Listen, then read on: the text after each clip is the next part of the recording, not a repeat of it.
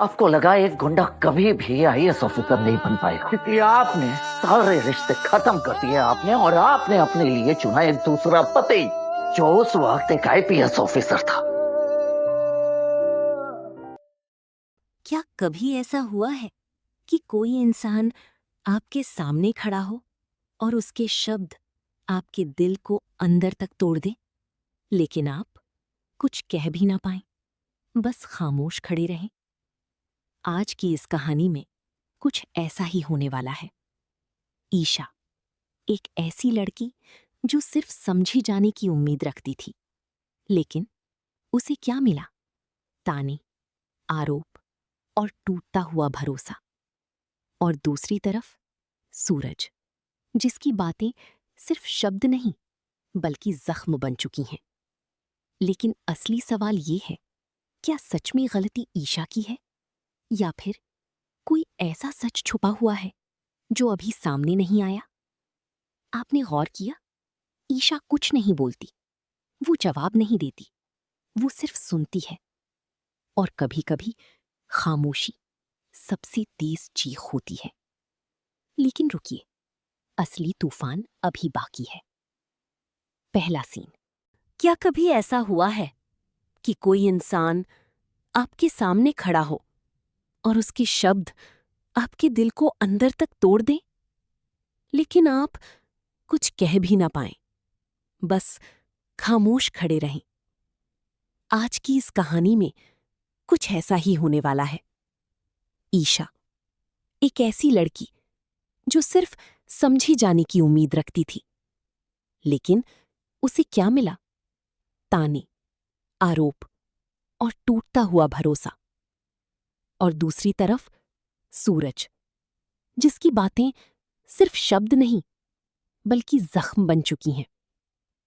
लेकिन असली सवाल ये है, क्या सच में गलती ईशा की है, या फिर कोई ऐसा सच छुपा हुआ है जो अभी सामने नहीं आया? आपने गौर किया, ईशा कुछ नहीं बोलती, वो जवाब नहीं देती, वो सिर्फ सुनती है। और कभी-कभी खामोशी सबसे तेज चीख होती है। लेकिन रुकिए, असली तूफान अभी बाकी है।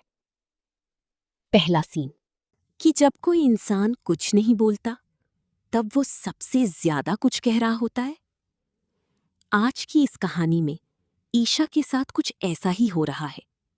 वो खड़ी है, सामने सूरज है, उसके शब्द हैं और उन शब्दों में छुपा हुआ दर्द है। लेकिन सबसे खतरनाक बात क्या है? ईशा चुप है, वो जवाब नहीं दे रही, वो बस सुन रही है। और यही खामोशी इस कहानी का सबसे बड़ा तूफान बनने वाली है। सूरज के शब्द सिर्फ आवाज नहीं है, वे एक वार है। ऐसा वार जो दिखाई नहीं देता, लेकिन दिल के अंदर गहराई तक उतर जाता है। हर बार जब वो बोलता है, ईशा थोड़ा और टूटती है, लेकिन फिर भी वो खुद को संभालती है, खुद को रोकती है, खुद को टूटने नहीं देती। सूरज, जो इस वक्त कह रहा है, क्या वो सच में वही महसूस करता है, या फिर वो किसी गलतफहमी का शिकार है? उसकी आवाज में गुस्सा है, लेकिन उसके पीछे एक बेचैनी भी छुपी है, जैसे वो खुद भी कंफ्यूज है, लेकिन फिर भी वो अपनी बातों से ईशा को चोट पहुंचा रहा है। अगर आप इस प्रोमो को ध्यान से देखें, तो आपको कुछ ऐसे संकेत मिलेंगे जो बहुत कुछ बताते हैं। ईशा की आंखों में आंसू हैं, लेकिन वो गिर नहीं रहे। उसका चेहरा शांत है, लेकिन उसकी सांसें तेज हैं। सूरज गुस्से में है, लेकिन उसकी आंखों में भी हल्की सी झिझक है। ये सब क्या दिखाता है? कि ये सिर्फ एक झगड़ा नहीं है, ये एक बड़ी कहानी का हिस्सा है। रिश्ते एक पल में नहीं टूटते, वे धीरे धीरे खत्म होते हैं। हर बार जब कोई गलत शब्द बोला जाता है, एक दरार और बढ़ जाती है। हर बार जब कोई भावना अनसुनी होती है, वो दरार और गहरी हो जाती है। और इस कहानी में वही हो रहा है। अब सवाल ये है, आगे क्या होगा? क्या ईशा हमेशा चुप रहेगी? क्या वो सब कुछ सहती रहेगी, या फिर एक दिन वो अपनी खामोशी तोड़ देगी? और अगर उसने ऐसा किया तो क्या होगा? एक समय ऐसा आएगा जब ईशा और नहीं सह पाएगी, जब उसका दर्द बाहर आएगा, जब वो अपनी बात कहेगी। और जब ऐसा होगा तो ये सिर्फ एक जवाब नहीं होगा, ये एक तूफान होगा। कई बार इंसान अपनी गलती तब समझता है जब बहुत देर हो चुकी होती है। सूरज के साथ भी शायद यही होगा। वो समझेगा, पछताएगा, लेकिन तब तक बहुत कुछ खो चुका होगा।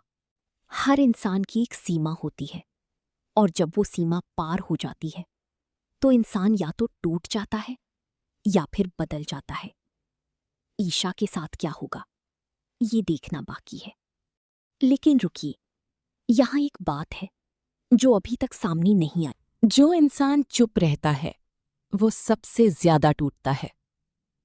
सच ये है, ईशा हमेशा चुप नहीं रहेगी। एक दिन वो बोलेगी, और जब वो बोलेगी तो सब कुछ बदल जाएगा। रिश्ते, सोच और पूरी कहानी। तो अब सवाल ये है, क्या ईशा अपनी खामोशी तोड़ेगी? क्या सूरज अपनी गलती समझेगा? क्या ये रिश्ता बच पाएगा, या फिर सब कुछ खत्म हो जाएगा? और अगर आप ईशा की जगह होते तो क्या करते?